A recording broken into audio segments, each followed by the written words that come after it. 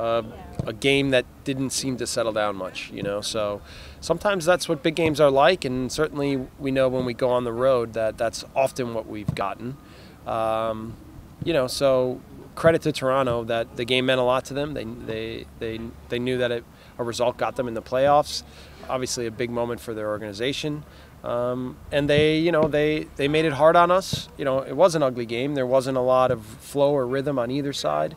You know, we told the team not one chance came from more than 3 consecutive passes. So that alone says a lot about what the game was.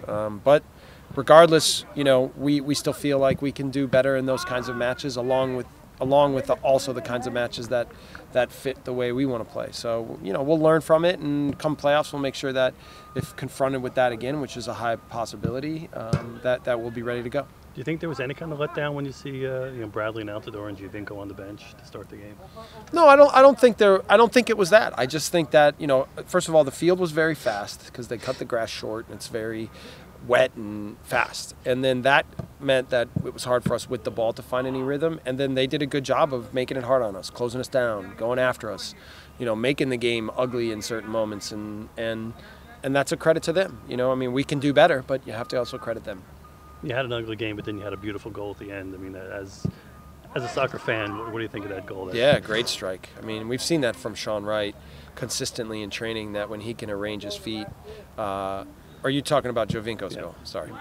Well, Giovinco's goal is, yeah, I mean, we've seen, I mean, we think we could have done a little bit better in certain moments, but you know, obviously he's tricky and crafty and can move around and can finish with both feet. So, you know, I think it makes the performance we had at him here at home, where we pretty much shut him out completely, that much more impressive when you see up close what he can also do when he has a little bit of space. So, I think he's had a great year. I think he's been potentially one of the best. He's having the best year of any player maybe of all time in the history of MLS, and maybe he's the best player to ever play in MLS. So I think that's a strong enough statement. Yeah. But it does set up where you have your last home game, and you win, puts you at the top of the Eastern Conference. So yes. So that's nice. Yeah, I mean, you know, we clearly still have a lot to play for. We're in a good position. We've worked hard to get ourselves here all year. And, you know, from the beginning, we've tried to build an identity that would be ready for this moment. And, you know, we all knew we'd get here.